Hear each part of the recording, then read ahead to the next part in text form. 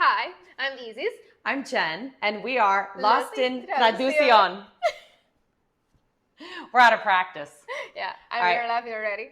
So grab your glass of wine and let's talk weddings. Yes, because we were talking a little bit of wedding in the cars Yeah. and the difference between a wedding here and a wedding in the States.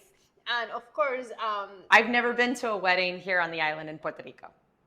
I have been into the States, but it must be like more like a travel for somebody that is Right, yeah, here. you did a destination. Yes. Okay. Yes, like a destination wedding. Yes. I've seen a few weddings on the beach, but I think they were more tourists having destination wedding on the beach, yes. instead of like a traditional Puerto Rican wedding. So what are some of the differences between a wedding in the States and like maybe the ceremony. Okay. Like we don't have like a maid of honor. We have like madrinas and padrinos, which You is don't have like, a maid of honor? Okay. well, we kind of do, but we don't call her maid of honor. What we is call her like the godmother of the wedding. And the godmother of the wedding. Curse. Okay. So what is a maid of honor would typically like she'd plan your bridal shower, your bachelorette party. She's the person that is there for the bride for like anything, like whatever needs to be done. It's for the bride. The maid of honor takes care of. What does the godmother of the wedding do? I don't know. She just stand there with a dressy friend. Does she plan the activities? No, like of course she does. But you know, this is Puerto Rico, so everybody's very involved in everything. So it's not what I'm yeah, talking it's not about. one single person It's not planning one single person calling the shots. No, it's everybody from the mother, from the I don't know, the jewelry or whatever. Like, oh, I know that person. Oh, let me send some. Okay. Do you guys have still do the traditional bridesmaids? Yes. And flower girl and everything? Yes, and flower girls and everything. The only difference is the names, because is Madrina and Padrino, which is the godmother and godfather. Which actually I like the best man and maid of honor concept better, but it's just my preference. And like we were talking about, in here we don't do like a rehearsal dinner, or at least not with the whole party or the whole wedding. We just do a rehearsal. Do you actually do the ceremony rehearsal? Yes, the ceremony rehearsal with the persons involved directly in the wedding, and maybe I seen in the latest year like people actually doing like a dinner, but it's more like a let's go to eat or let's Yeah, so usually like the rehearsal dinner will be the wedding party and maybe a few close guests from out of town. Yes, that's I think the difference between here, because in here most people live nearby, so it is not like I don't know, like the necessity of doing like a big thing, or because everybody just probably was hanging out past weekend. Very true. Yes, probably very true. Very true.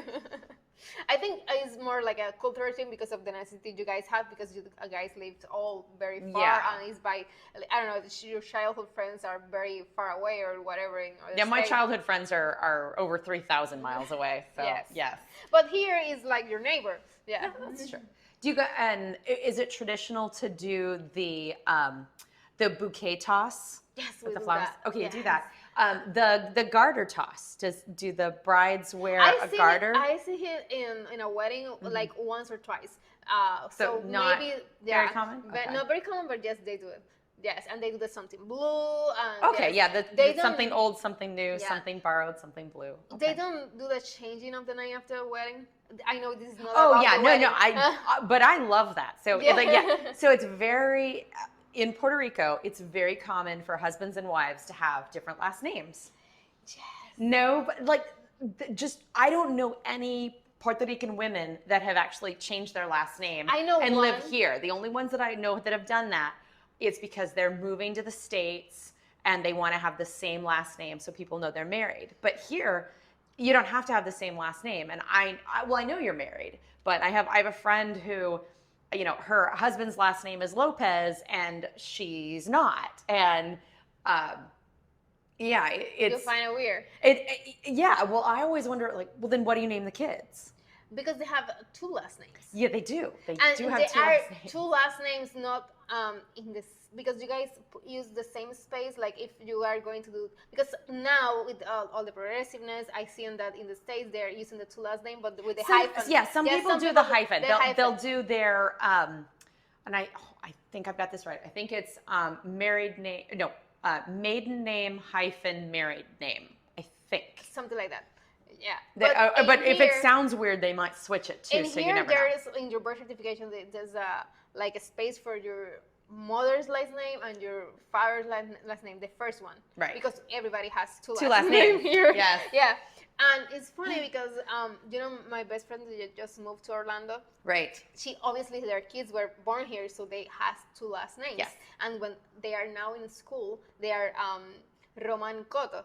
And everybody think they are not married because they get different. And they're married. They just have different last names. And the kids, they think they are using the Roman, which is the husband last name, as a third name, and they think or middle name or like a middle name. Okay.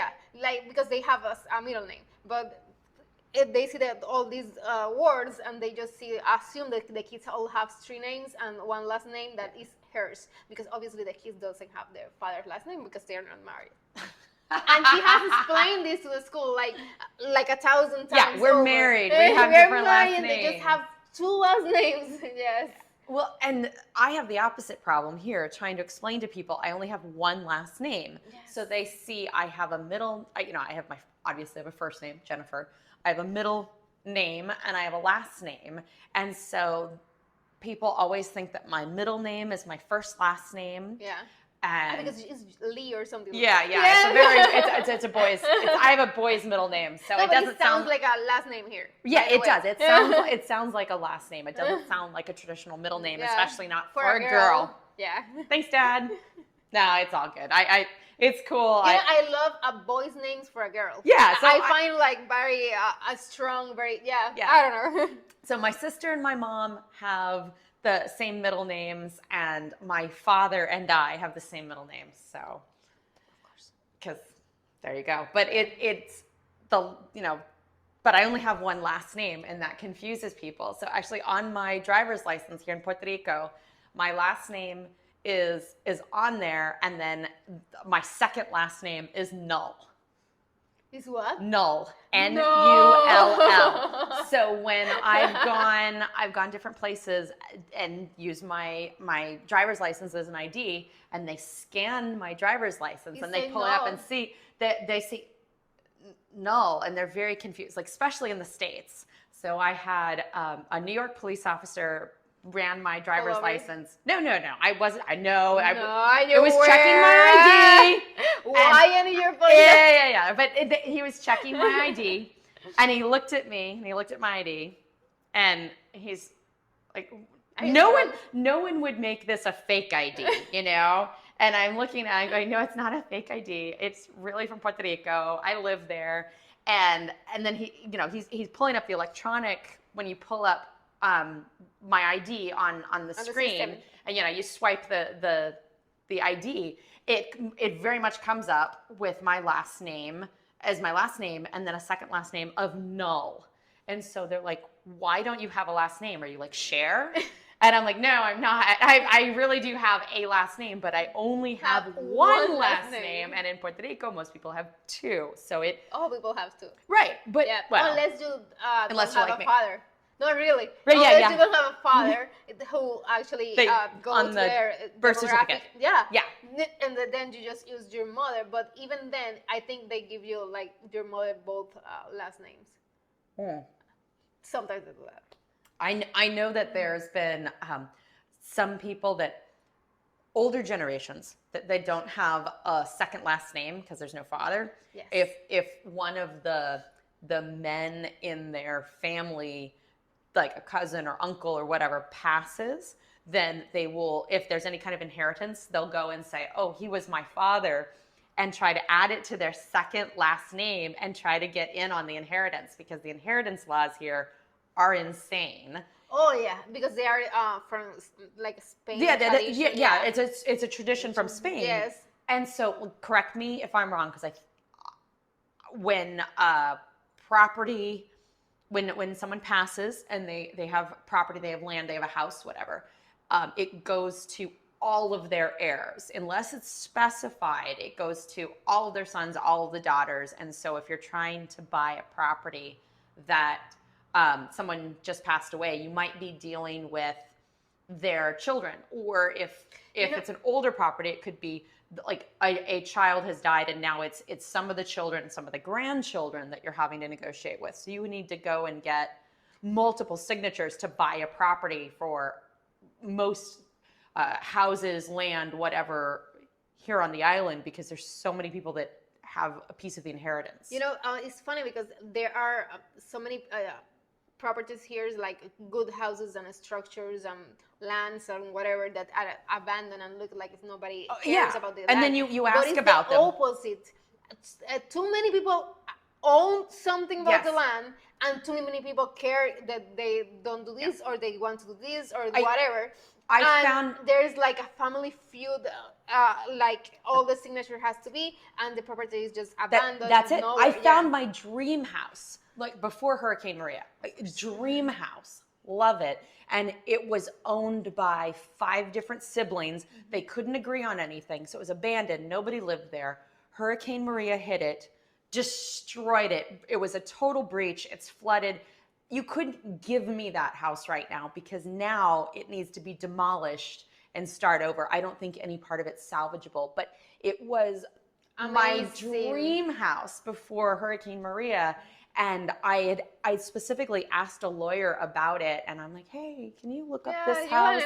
No, it's abandoned. Nobody lives there. And he said, oh, well, according to Crim, it's owned by 5 different siblings. And then he asked around some of the realtors in town, and they're like, oh, yeah, that house is a nightmare. No one's ever going to be able to buy that house because the siblings can't agree. Yeah. I think I heard that they were trying to change that. So how is it now? Yeah, they definitely need to change the inheritance laws. But how is it now? I mean, I know that I just know so many people will tell you stories of, oh, there was this house for sale and I put in an offer and I was trying to buy this house, but 27 heirs needed to sign off on it, and 2 of them were just demanding more money, or one of them was saying it's my birthright and I'm not going to sell, but they've never lived in that house. Yeah, it's a nightmare. Yes. The inheritance laws are really. I definitely don't understand them. I just know that they're a lot of people get involved with inheritance, and it's not. I guess in necessarily in the States, you either have a will or there's. Because you do the will thing. Yeah, you do a will. And you say who's going to get your house. And you've got, like, if you just suddenly die and you're married, well, then your spouse gets everything. And there's certain rules of how, if there's not a will, how the property and inheritance is. Yeah. But it's very, very different here. But for example, even if you have a will, you cannot give the property to whoever you want. Okay. You have only like a % of your wealth or your properties or whatever that you can give for whatever you want. I don't remember which % it is because, of course, I'm not a lawyer. But you have to, by law, obey certain rules about your wife, your kids. We hear. And the firstborn son. Like there's very specific rules around a firstborn son. Well, not right now, but yes. And before, yes. Oh, they used to be? Yes. Okay. But the firstborn son is more like a tradition, more like a spend, like more the head of the family, even for older generation, of course, not for right now, but definitely if you are going to sell like a house or something for the grandparents, you have to go to the eldest son and do whatever thing you have to do. And the properties are not recorded electronically; it's handwritten, and so. And they talk about the will and. It's more a literature